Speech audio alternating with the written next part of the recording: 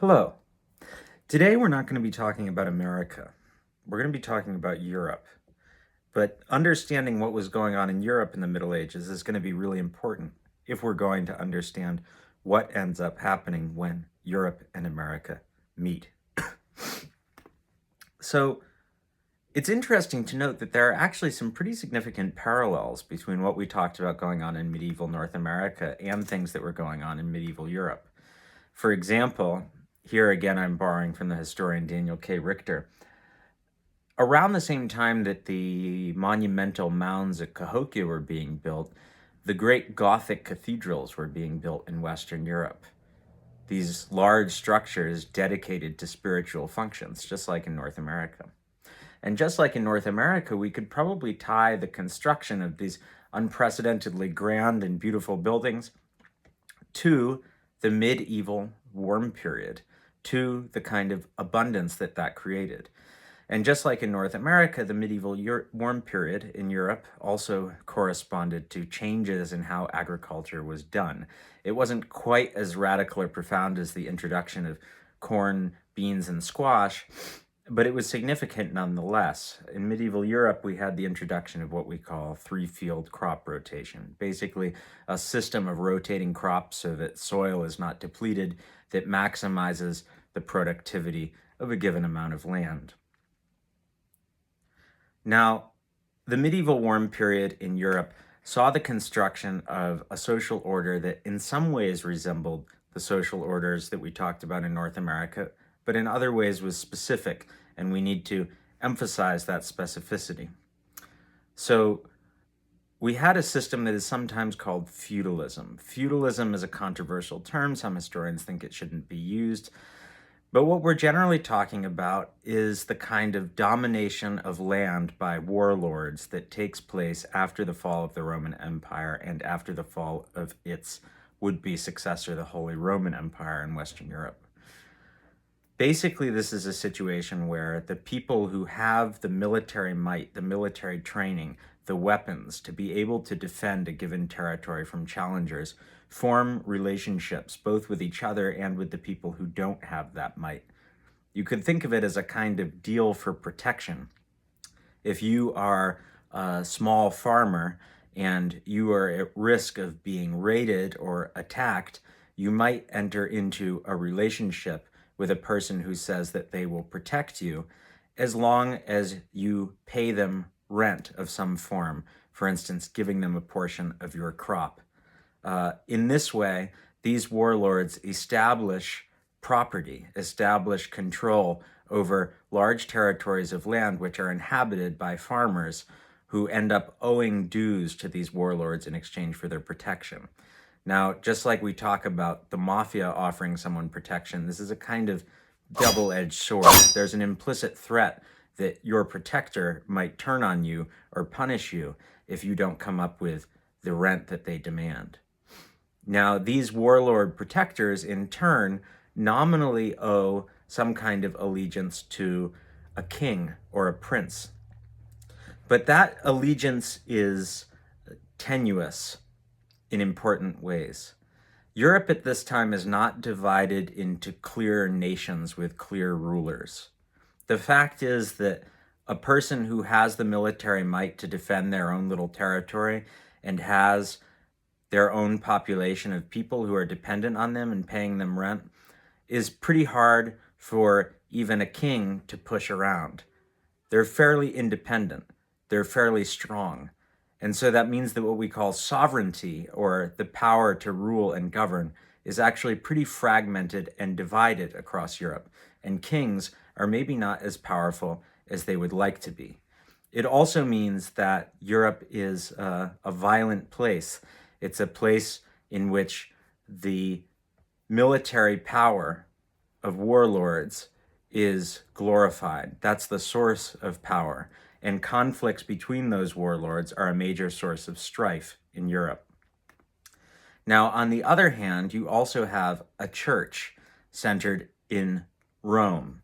And the church often tries to restrain or attenuate the power of warlords and attenuate their violence.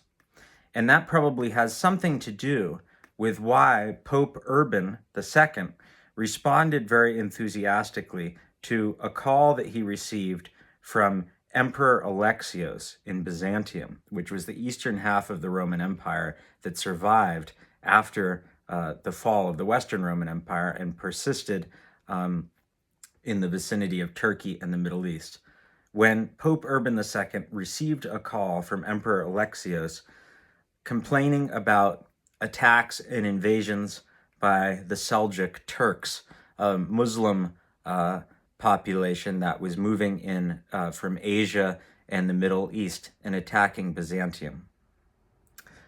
Pope Urban II saw this call for help as an opportunity to encourage the warring factions of Western Europe, the warlords who are battling each other, to devote themselves to a holy cause, to set aside their fighting with each other and go to the east to help defend the Holy Land. Now, an important irony here is that the Holy Land was not actually part of the Byzantine Empire, and it actually hadn't been in Christian hands for centuries. But this important fact was sort of helpfully obfuscated in the call for what you probably realize I'm talking about, the Crusade. Let me read a little bit about the speech that Pope Urban II gave calling for a crusade in 1095.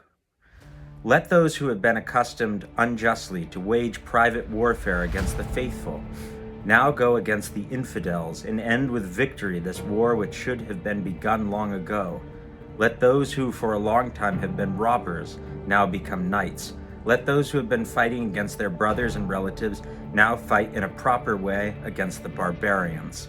Let those who have been serving as mercenaries for small pay now obtain the eternal reward. The eternal reward. That was the promise for people who went on these crusades. If you went and fought in the crusade and participated in the so-called emancipation of the Holy Land, your soul would be guaranteed a place in heaven. The Crusades did temporarily succeed in establishing a Christian kingdom in Jerusalem, but it did not last. There were plenty of successive crusades into the 1200s attempting to reestablish a foothold in Jerusalem, but none of them were successful. But the crusade was nevertheless significant. The Crusades established this idea that holy warfare that wasn't just for private gain, but in the service of Christianity, in the service of spreading and defending Christianity, could save one's soul, could guarantee one a place in heaven, that this was a high and virtuous activity and that it came with an eternal reward. Of course, it also came with temporal rewards, rewards in this world. There could be great wealth amassed through looting for people who went on the Crusades, and people certainly did indulge in that. Also, the establishment of a foothold in the Holy Land in the East did increase the trading connections between Europe and Asia. European monarchs and European nobles became more aware of the wealth that could be gained through trade with Asia, through trade with India, through participating in these trade networks that linked the Eastern world and with which Western Europe had had limited contact since the time of the fall of Rome. So those are two things you'll want to remember about the importance of the Crusades, that it established this idea of the virtues of holy warfare and that it raised this possibility of increased wealth through trade with the East, through trade with places outside of Europe. Now, just like in North America, the medieval warm period ended in Europe. And just like in North America, that caused difficulties. Difficulties might be understating it. There was substantial famine, and then there was the Black Death, which most of you have probably heard of. This is a recurrent Plague initially beginning around the end of the medieval warm period, around 1300. By 1400, about 40% of the population of France and 50% of the population of England would have died from the Black Plague. To quote Boccaccio, the great Italian writer who wrote about the plague and lived through it, the pestilence was so powerful, it was transmitted to the healthy by contact with the sick. The way a fire close to dry or oily things will set them aflame. And the evil of the plague went even further. Not only did talking to or being around the sick bring infection and a common death, but also touching the clothes of the sick or anything touched or used by them seemed to communicate this very disease to the person involved. The Black Plague was a tremendous trauma for Western Europe. But something Boccaccio also mentioned, and an important fact of the Black Plague, is that it did, in a way, improve the position for some of those people who had been serfs or peasants, some of those people who had been dependent on the protection, so-called, of a warlord. Because as the population declined, as so many people died off, the value of labor went up. The value of labor went up because workers were scarce. People to till the land of one's territory and give them rent or a portion of their crop, there weren't as many people like that available. And so those people were able to negotiate for changes in the terms of their rent, changes in the terms of their service. And also, as a result of this change, some of these serfs fled the land entirely and went to cities, which saw a significant growth in Europe after the end of the medieval warm period. In general, you see a weakening of the position of these feudal warlords, and you see a measure of increased freedom for people at the bottom. Now, the end of feudalism, the end of the dominance of these warlords, is also going to be shaped by an increase in the strength of monarchs, an increase in the strength of kings and their ability to enforce control over their territory, their ability to finally form something that resemble what we would think of as nations today, nation states in which the ruler has absolute and undivided authority. Warfare was an important factor in this. Particularly, historians often point to the 100 Years' War between the two kings, Charles VII and Henry VI, nominally a French and English king, although, as we've said, the nations of France and England are not as firmly defined at this time as they would be later.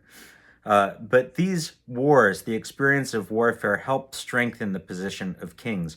One way that it did this was because warfare was changing. The methods of warfare were changing. In this war in particular, these rulers started to rely both on new technology, such as cannons, which had the power to break through fortifications, to destroy castles, and also to rely on new forms of military strategy, which required a lot of, for instance, bowmen or a lot of pikemen holding these, spears, sort of grunt troops operating in a organized fashion.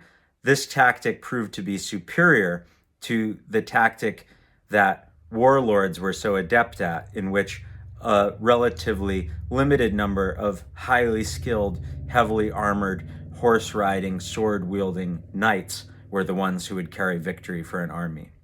So you ended up with these new forms of military power that could actually trounce the military power that the warlords could wield. And these new forms of military power were very expensive to maintain, and monarchs were the ones who were able to maintain them.